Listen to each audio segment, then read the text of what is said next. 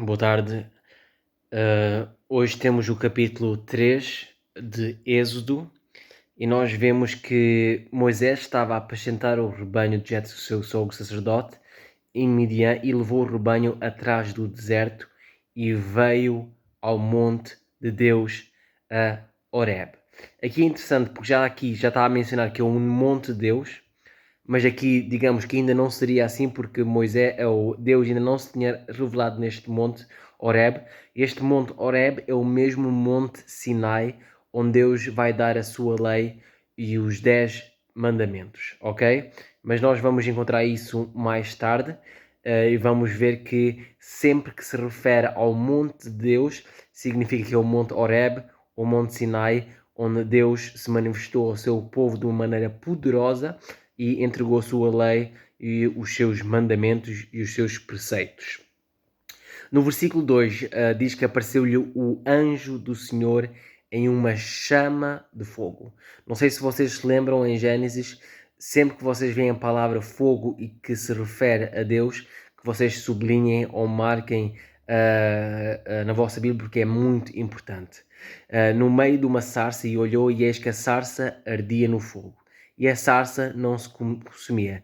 E Moisés disse: agora me virarei para lá e verei esta grande visão, porque a sarça se não queima. Então isto podemos imaginar Moisés no deserto à noite, olhar para uma sarça arder, e se calhar, digamos, depois de 2, 3 horas, aquilo veio assim a mente: deixa-me virar agora, olhar de novo, olha, mas a sarça não se queima. E no versículo 4 diz: e vendo o Senhor que se virava para lá a ver, bradou Deus. Aqui é interessante a palavra bradou. Ele aqui não diz que falou Deus ou chamou Deus, aqui bradou, diz que gritou Deus. Então Deus é ele do meio da sarça e disse, não disse Moisés. Moisés diz Moisés, Moisés, assim com um grande grito, e ele disse: eis-me aqui. E isto aqui vemos que esta palavra eis-me aqui é digno de todos os servos ou profetas de Deus, que sempre que Deus chamava, eles estavam disponíveis, assim como Abraão, Isaac, Jacó e José sempre mencionaram eis-me aqui, e como nós vamos ver Isaías depois, eis-me aqui, envia-me a mim. No versículo 5, e disse: não te chegues para cá, tira os teus sapatos dos teus pés, porque o lugar em que tu estás é terra santa. E pelo que nós sabemos, Moisés se calhar não tinha um grande relacionamento com Deus. Nós sabemos que ele viveu na terra do Egito, onde ele foi instruído 40 anos, e depois agora teve 40 anos no deserto, na solicitude do deserto e das montanhas e do seu gado. E nesses 40 anos, certeza, ele pensou muita coisa. Porque é que eu nasci? Porque é que existe? Olhava para a criação de Deus e se questionava do Deus Criador, do Deus de Abraão, Isaac e Jacó, seus pais. Mas aqui vemos que Deus vai ao encontro de Moisés. E pelo que nós sabemos, é a primeira revelação. E a primeira coisa que Deus quer ensinar a Moisés é reverência, é respeito. Em Provérbios capítulo 9, versículo 10, diz que o temor, ou o respeito, ou o medo do Senhor é o princípio da sabedoria, e a ciência do santo, a prudência. Então Deus, como o nosso médico, como o nosso professor, para Ele nos chamar a atenção e para nós, digamos, termos respeito por Ele e para Ele nos poder instruir, Ele tem que nos ensinar o respeito primeiro. Porque se nós entrarmos a uma sala de aula e os alunos não tiverem respeito nenhum pelo professor ou pela professora, eles não vão aprender nada. E a mesma coisa acontece com a relação do ser humano com Deus. Para Deus nos instruir e nos ensinar, nós temos que o respeitar e respeitar as suas palavras. Aqui também é interessante que aqui falou do fogo, que Deus apareceu numa chama de fogo.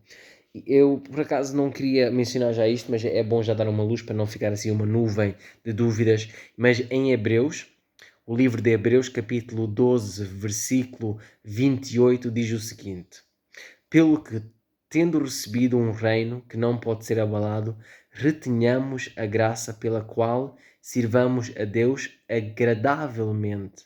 Então Deus quer que nós tenhamos um serviço voluntário e agradável. Ele não quer que nós o sirvamos por medo, por temor, por tremor ou por receio. Ele quer que nós sejamos gratos, agradecidos que seja um serviço agradável e não um serviço de escravidão como os hebreus tinham aos egípcios. E depois diz, agradavelmente com reverência ou com respeito e piedade. Ok? Então Deus quer que nós o sirvamos agradavelmente e com respeito. E no versículo 29, que era o que eu queria vos mencionar, porque o nosso Deus é um fogo consumidor. Quando diz que Deus é porque é a essência de Deus. Ele é um fogo consumidor. E este fogo é a coisa mais, digamos, mais parecida ou mais com que nós nos identificamos aqui na Terra. Não quer dizer que seja um fogo, quer dizer que seja como um fogo. A única maneira de descrever Deus em palavras, digamos, humanas e naquilo que nós conhecemos, que é muito finito, que nós não conhecemos todo o universo e a natureza de Deus, que é impossível, então a natureza de Deus assemelha-se a um fogo consumidor. E é por isso que toda a revelação de Deus é basicamente ele aparecer em fogo. E isso depois vai nos ajudar a compreender realmente a destruição final dos ímpios naquele tal fogo consumidor, ok? E aqui no versículo 6 diz, disse mais, eu sou o Deus. Ele diz, eu não sou um Deus, eu sou um Deus A, B, Y, não, ele diz, eu sou o Deus, o único Deus. E depois vamos ver em Isaías, e mais à frente vamos ver que Deus se descreve como o único Deus verdadeiro.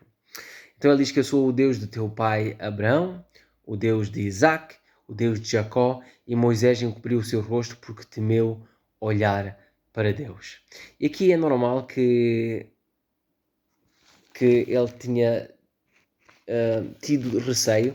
Não sei se vocês se lembram do momento de Agar, quando se encontrou com o anjo, e ela disse que eu vi Deus e vivo, porque normalmente eles tinham a crença que se Deus lhes aparecesse, eles morriam por causa do tal fogo consumidor e por causa da santidade e da glória de Deus. Aqui, depois, isto aqui é interessante. Vemos aqui no que temeu olhar para Deus, vemos logo a questão da reverência. Aqui no versículo 7, 8 e 9 diz, e disse o Senhor, tenho visto atentamente a aflição do meu povo, que está no Egito, e tenho ouvido o seu clamor por causa dos seus exatores, porque conheci as suas dores, portanto desci para livrá-lo da mão dos egípcios e para fazê-lo subir daquela terra a uma terra boa e larga, a uma terra que mana leite e mel, ao lugar do cananeu e do eteu e do amoreu e do ferizeu e do eveu e do jebuseu. Agora eis que o clamor dos filhos de Israel chegou a mim, também tenho visto a opressão com que os discípulos os oprimem. Aqui é interessante, não sei se vocês lembram-se daquela gravíssima fome que houve, que os cananeus iam à terra do Egito, mas agora esta terra está a manar leite e mel. Então Deus estava a preparar esta terra para que o seu povo fosse habitar nela. E nestes três versículos aqui, enquanto que Moisés ouviu, diz, muito bem, ainda bem Deus, ainda bem que ouviste o teu povo e que vais agir e os vais livrar. Muito bem, faz isso Deus, podes ir avante. Mas aqui no versículo 10 diz, vem agora, pois e eu te enviarei a Faraó para que tires o meu povo, os filhos de Israel do Egito. Isto aqui fez Moisés tremer e mudou tudo. Enquanto que Deus disse que ouviu e que ia agir, muito bem, mas quando disse, olha, vais lá tu, isto aqui no versículo 11 diz, então Moisés disse a Deus, quem sou eu? Que vá a Faraó e tire do Egito os filhos de Israel. E isto é uma questão de humildade, sabem? Quando Deus nos chama, Ele chama-nos a fazer obras magníficas. E nós não temos que ter aquele senso de arrogância e dizer sim, eu posso, eu vou e faço. Nós temos que ter aquele senso, Deus, eu sou um homem pequeno, quem sou eu para fazer isso? Eu não consigo fazer nada. E aqui é interessante que quando chamou por Moisés ele disse, eis-me aqui, mas aqui ele disse, oh meu Senhor, eu não posso fazer tal coisa. Mas no versículo 12 é o verso-chave. E Deus disse, certamente eu serei contigo. Nós sem Deus nós não podemos fazer ou efetuar obra alguma. Mas quando Deus, não digo que Ele vá à nossa frente, não digo que Ele vá atrás de nós, quando Ele vem conosco em pessoa e em presença, aí sim. E isto será por sinal de que eu te enviei quando houveres tirado este povo do Egito, servireis a Deus neste monte. Então, Deus já está a dizer aqui a Moisés, olha, quando vocês saírem do Egito, vocês vêm aqui a este monte de Horebe, este monte de Sinai, e vocês vão me servir. E nós vamos ver esse episódio mais tarde. No versículo 13 diz, então disse Moisés a Deus, eis que quando vier aos filhos de Israel, lhes disseram, o Deus de vossos pais me enviou a vós, e eles me disserem qual é o seu nome, que lhe direi. E aqui é uma pergunta muito interessante, que é a primeira vez que perguntam o nome de Deus. E aqui disse, e disse Deus a Moisés, eu sou o que sou. Disse mais, assim dirás aos filhos de Israel, eu sou, me enviou a vós. E aqui é a segunda vez que aparece aqui a palavra eu sou.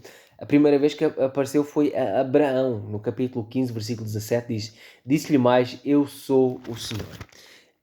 E aqui a palavra eu sou é Yahvé ou Jeová. Não tenham medo desse nome, apesar de ser usado pelos testemunhas de Jeová. É o nome que realmente Deus disse. E no versículo 15 diz, e este é o meu nome eternamente. O que é importante não é o Yahvé ou o Jeová. Aqui a importância é mesmo o que é que isso significa. Aqui eu sou o que sou, eu sou. Então aqui é o verbo eu sou, ele é. Ele é tanto ontem, hoje e amanhã. Nele não há sombra de variação. O nosso Deus é o mesmo sempre e eternamente e dele não vai haver mudança. E aqui eu sou o que sou, também ele pode se manifestar na maneira e da forma como ele quer. Aqui, por exemplo, se mostrou de uma chama de fogo a Moisés, mas não quer dizer que ele não se possa transformar numa outra coisa. Como nós vamos ver depois, quando Jesus nasceu, como ele é Deus, eu sou, e que nós vamos comprovar isso pelas suas próprias palavras, Deus se transformou num ser humano. Ele é. E também vamos ver mais tarde que Jesus Cristo é o arcanjo Miguel. Miguel que diz que significa quem é como Deus. Então vemos que Deus se também transforma numa forma de anjo. Então não há limites para Deus. Ele pode se transformar naquilo que ele bem quiser. E o mais importante é que ele é ontem, hoje e amanhã e nele não há mudança, ok? Então ele é confiável, nós podemos confiar em Deus porque ele não vai mudar. Até um versículo bem interessante que depois vamos ver mais tarde que nós não podemos ou não devemos duvidar de Deus porque ele não muda. E aqui diz-nos depois no versículo 16, vai junto aos anciãos de Israel e diz-lhes o Senhor, o Deus de vossos pais, o Deus de Abraão, de Isaac e de Jacó, me apareceu dizendo, certamente vos tenho visitado e visto o que vos é feito no Egito. E depois diz, no versículo 18 diz, e ouvirão a tua voz e irás tu e os anciãos de Israel ao rei do Egito e dir-lhe-eis, o Senhor, o Deus de Hebreus, nos encontrou, agora pois deixa-nos ir caminho de 3 dias para o deserto para que sacrifiquemos ao Senhor nosso Deus. E no versículo 19, eu sublinhei aqui, também vocês podem sublinhei até 2 vezes, e diz, eu sei, porém, que o rei do Egito não vos deixará ir, nem ainda por uma mão forte. Então Deus aqui está já a revelar ao futuro a Moisés. Olha, tu vais fazer isso, mas olha, prepara-te, que eu sei que ele não vos vai deixar ir, mesmo com uma mão forte, ok?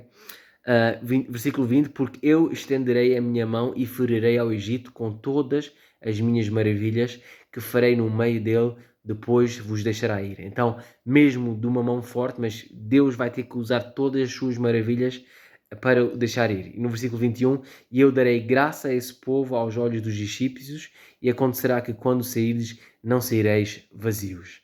Então, o povo de Deus para os egípcios era um povo repugnante, porque eles eram pastores de ovelhas, como nós já tínhamos lido antigamente. E aqui o interessante é que vai dar graça aos olhos dos egípcios. Eles vão ver o povo hebreu com olhos diferentes. Vai ver que eles têm um Deus poderoso por cima, atrás e na sua vida. E aqui diz que não vos deixarei ir vazios. Depois de 400 anos de escravidão, de serem usados e abusados, e por terem, se calhar não pagavam nada, se calhar só davam pão e água para comer, digamos, eles dizem, olha, vocês, esses 400 anos que vocês sofreram de escravidão, vocês não vão sair de lá pobres nem vazios. No versículo 22 diz, por cada mulher pedirá à sua vizinha e à sua hóspeda vasos de prata e vasos de ouro, ou joias de prata e joias de ouro, e vestes, e os quais podereis sobre os vossos filhos e sobre as vossas filhas, e despojareis ao Egito. Então, saindo de lá com riquezas e com roupa. Peço desculpa por este vídeo extremamente longo, mas há certos capítulos que têm tantos detalhes que temos que desvendar o mistério da palavra de Deus e o mistério de Deus para nós compreendermos mais e mais, nos aprofundarmos mais. Olha, tenham uma boa noite descansada e que Deus os abençoe ricamente. Um grande abraço e um grande beijinho para todos vós.